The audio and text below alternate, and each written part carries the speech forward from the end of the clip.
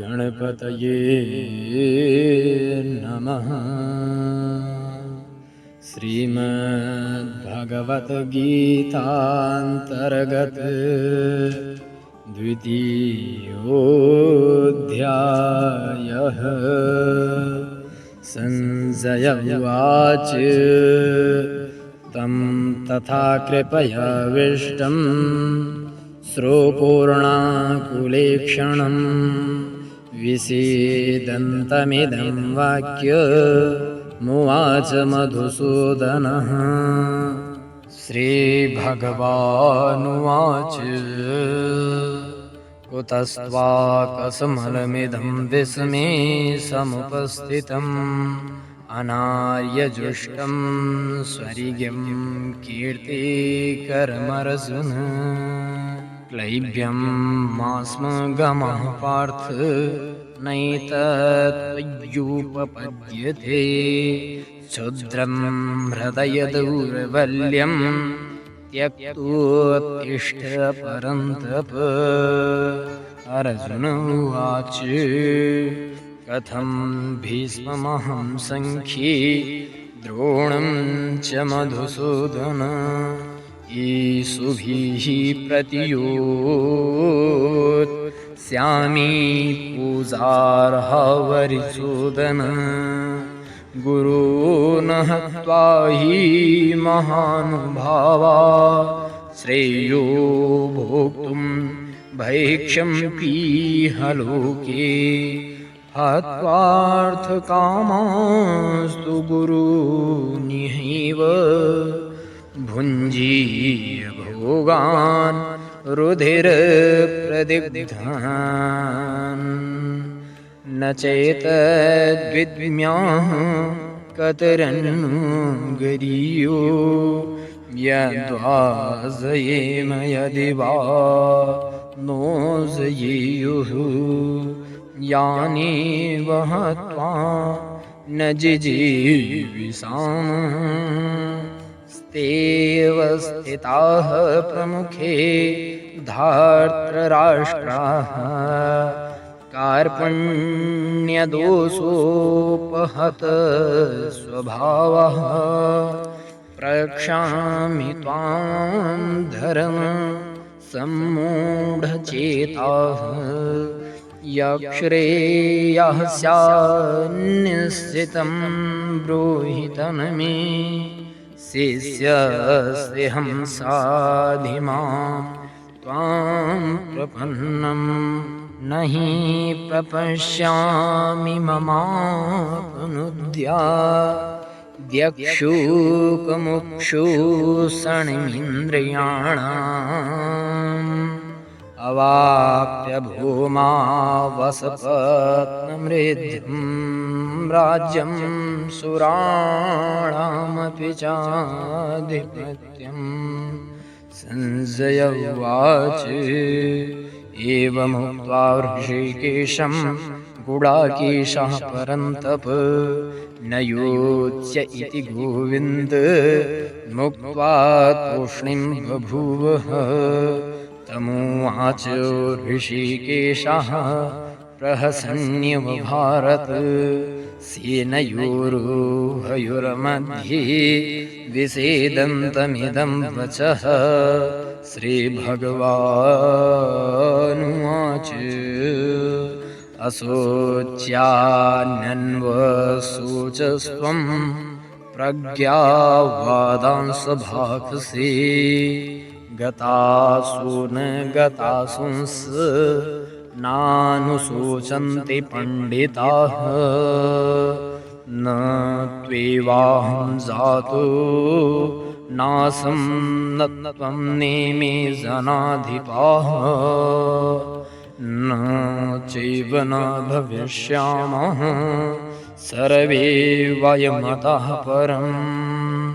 देहिनोऽस्मिन् यथा देहे कौमारं यौवनं जरा तथा देहान्तरप्राप्तिर् धीरस्तत्र न मुह्यति मात्रा स्पर्शास्तु गुन्ति शीतोष्णसुखदुःखदाः आगमापायिनो नित्या अस्तांस्ते तिक्षस्व भारत यं हि न व्यथन्त्येते पुरुषं पुरुषरसभ समदुःखसुखं धीरं सोऽमृतत्वाय कल्पते नाशतो विद्यते भावो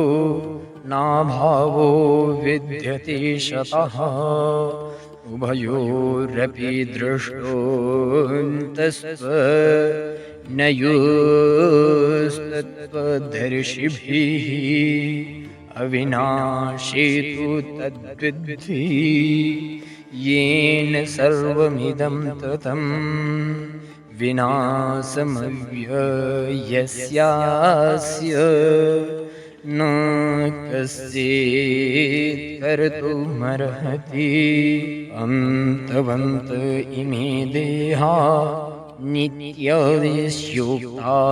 शरीरिणः अनाशिनो प्रमेयस्य तस्माद्युध्यस्व भारत य एनं वेत्ति हन्तारं यैश्चनं मन्यते हतम् उभौ तौ नाभिजानीतो नायं हन्ति न हन्यते न जायते म्रियते वा कदाचिन्नायं भूत्वा भविता वा न भूयः अजो नित्यः शाश्वतोऽयं पुराणो न हन्यते हन्यमाने शरीरे वेदा विनाशिनं नित्यं या एनमजमव्ययं कथं स पुरुषः पार्थ कं घातयति हन्तिकम् वासांसि जीर्णानि यथा विहाय नवानि गृह्णाति नरोपराणि तथा शरीराणि विहाय जीर्णान्यन्यानि संयाति नवानि देहि नैनं छिन्दन्ति सहस्राणि नैनं दहति पावकः न चैनं क्लेदयन्त्यापो न शोषयति मारुतः अक्षेद्यो यमतयो यमक्लेद्यो शोष्यैव च नित्यः सर्वगतः स्थाणुर्चलोऽयं सनातनः अव्यक्तोऽयमचिन्त्यो यं विकार्यो यमुच्यते तस्मादेवं विदित्वैनं नानुशोचितो मर्हसि अथ चैनं नित्यजातं नित्यं वा मन्यसे मृतं तथापि त्वं महाबाहो नैवं शोचितुमर्हसि जातस्य हि ध्रुवमृत्युर्ध्रुवं जन्ममृतस्य च तस्मादपरिहार्येऽर्थे न त्वं शोचितुमर्हसि अव्यक्तादीनि भूतानि व्यक्तमध्यानि भारत अव्यक्तनिधनान्येव तत्र का परिदेवना आश्चर्यवत् पश्यति कश्चिदेन माश्चर्यमद्वदति तथैव चान्यः आश्चर्यवच्चेन मन्याः शृणोति श्रुत्वाप्येनं वेद न चैव कश्चित् देहि नित्यमवध्यूयं देहि सर्वस्य भारत तस्मात् सर्वाणि भूतानि न त्वं शोचितुमर्हसि स्वधर्ममपि चावीक्ष्य न विकम्पितुमर्हसि धर्म्याद्धियुद्धाश्रेयो क्षत्रियस्य न विद्यते यद्रेक्षया चोपपन्नं स्वर्गद्वारमपाव्रतं सुखिनः क्षत्रियाः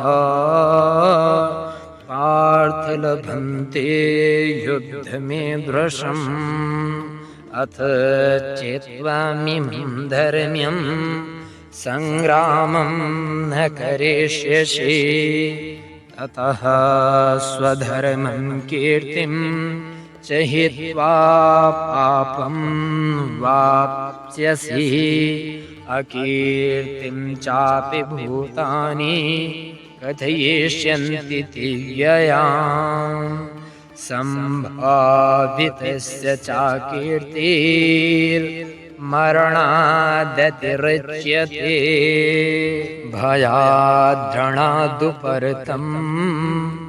मन्स्यन्ते त्वां महारथाः येषां च त्वं बहुमतो भूत्वा यास्यसि लाघवम् अवाच्यवादांस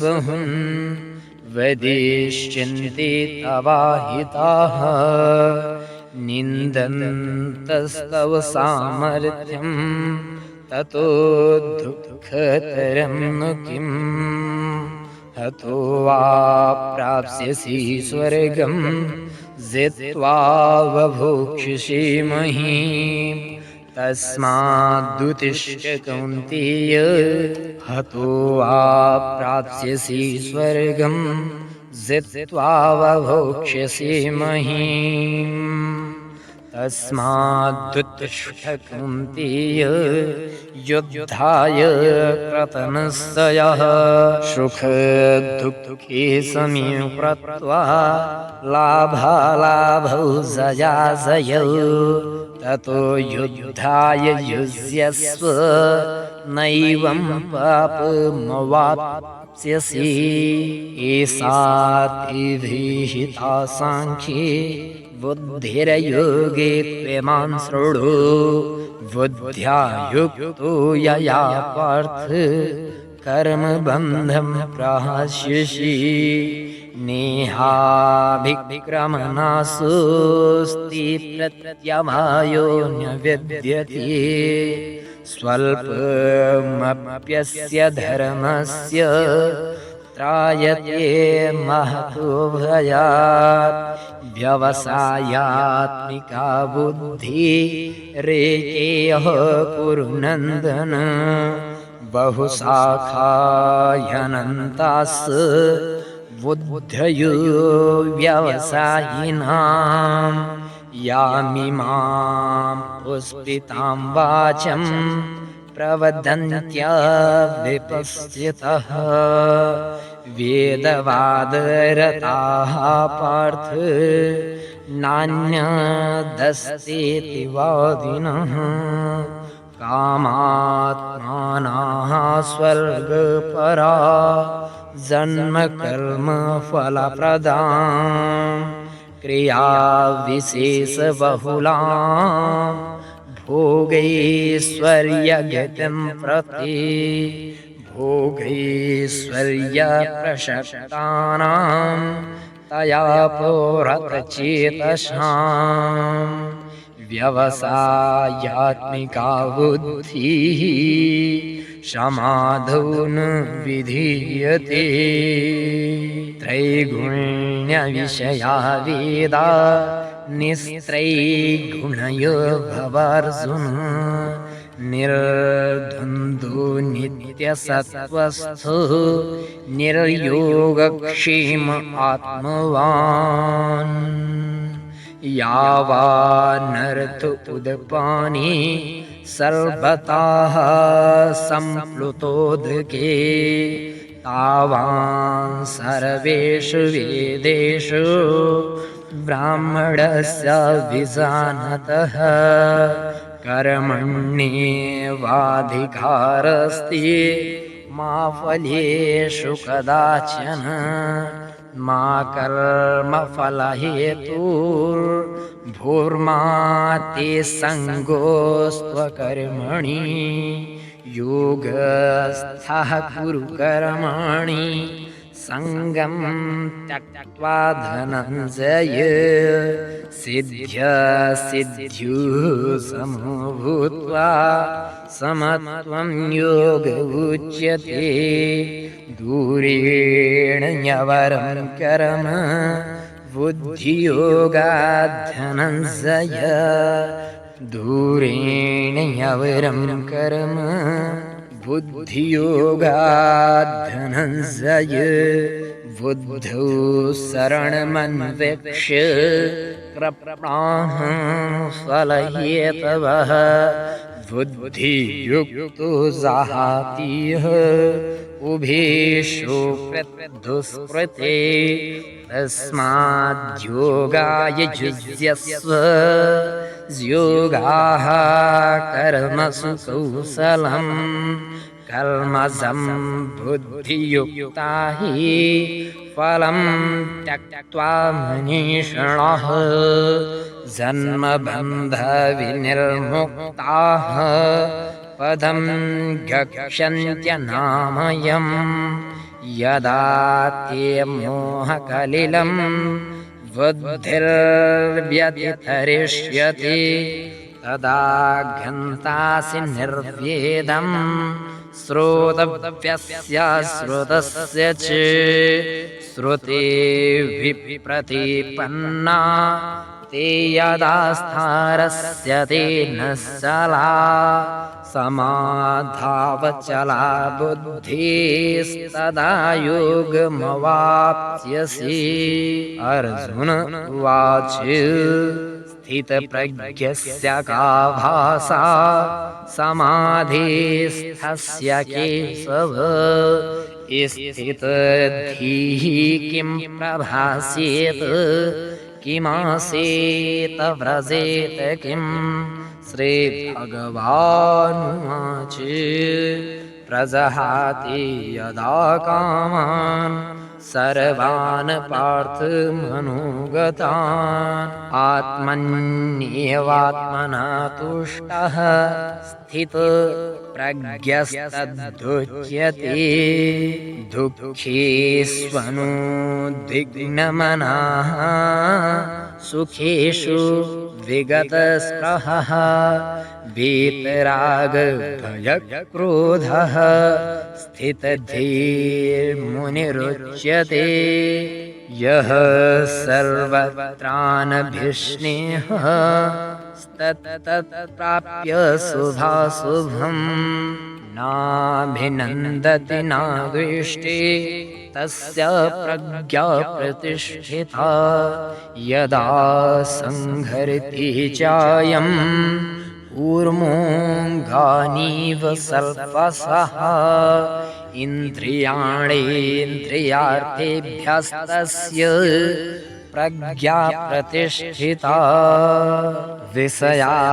विनिवर्तन्ते निराहारस्य देहिनः रसवर्जं रसोऽप्यस्य परं दृष्ट्वा निवर्तते यततो यापि कुन्तेय पुरुषस्य विपश्यतः इन्द्रियाणि प्रमाथीनि हरन्ति प्रसभं मनः तानि सर्वाणि संयम्य युक्त आसीत् मतपरः वसे हि यस्येन्द्रियाणि तस्य प्रज्ञा प्रतिष्ठिता ध्यायतो विषयान् पुंसः सङ्गस्तेषुपजायते सङ्गात् संजायते कामः कामात् क्रोधो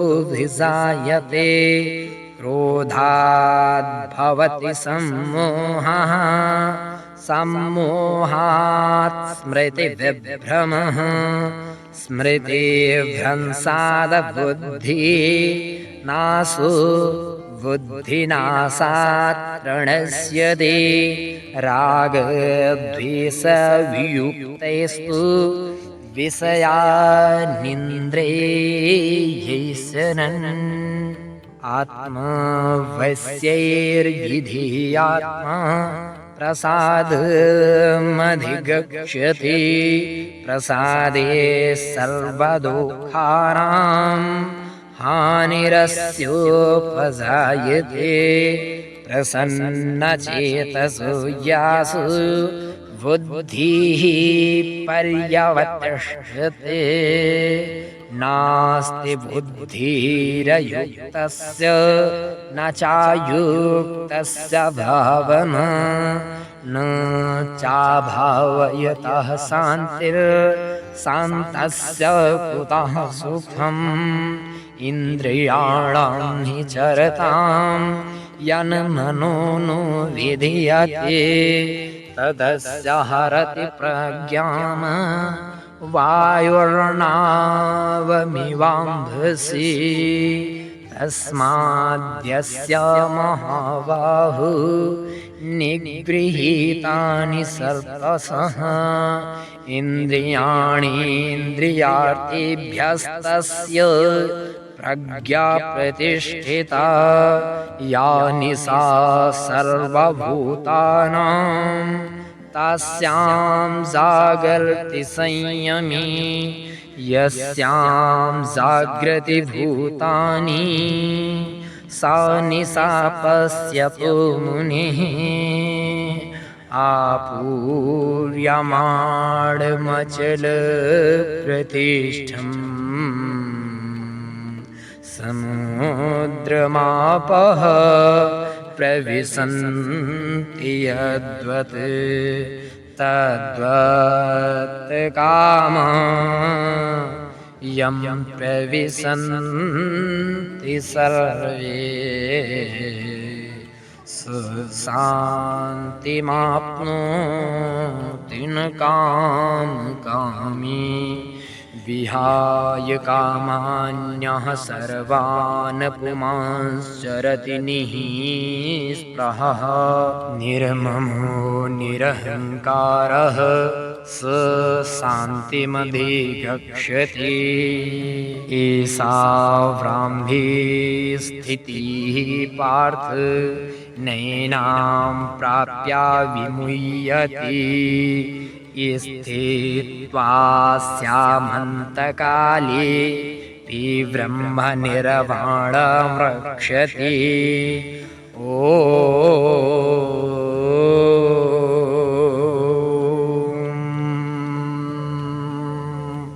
हरिः ओम्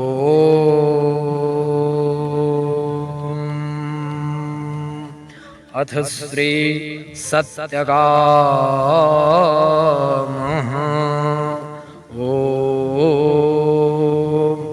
तत्सदिति श्रीमद्भगवद्गीता सोपनिषत्सु ब्रह्मविद्यायां